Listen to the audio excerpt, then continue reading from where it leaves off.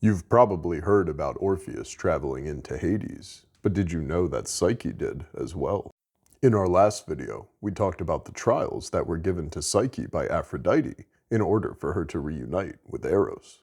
But the last trial she was given was harder than the rest, to enter into Hades and get a bit of Persephone's face cream for the goddess of beauty. Psyche was given no instruction on how to accomplish this, so she climbed to the top of a tower, thinking that if she threw herself off, she would be taken to the underworld. Before she jumped, a voice rang out to her, telling her that there was a different path. It instructed her that she would need to place 2 coins between her lips and carry 2 barley cakes soaked in wine, 1 in each hand. It then told her of a road that would lead to the underworld. But she was warned that as she walked along this road, an old man with a lame donkey and a cart that had been overturned would ask for her help in gathering what he had lost. She was warned that this was a trial of will and not compassion, and that she should not lend him any aid. The path would then take her to the banks of the Acheron, a river different than that of the river Styx.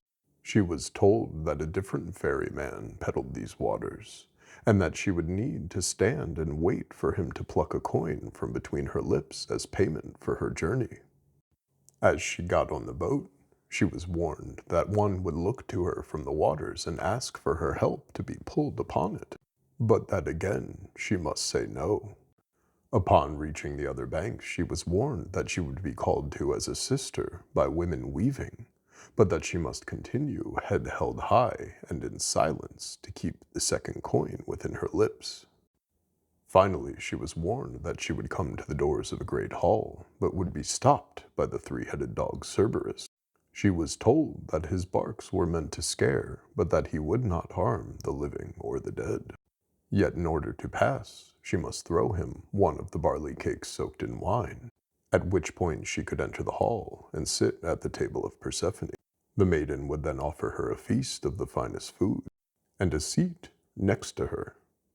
But she was told that she must sit upon the ground, and ask only for coarse bread, lest the goddess be offended that she ate nothing. Persephone would then place the face cream in a box that Aphrodite had given her, and she would need to return the way she came, feeding Cerberus and paying the ferryman once again. Yet Psyche grew curious, as Psyches often do, and went to peer into the box. I'll be back tomorrow to tell you what she saw and to finish the love story of Eros and Psyche.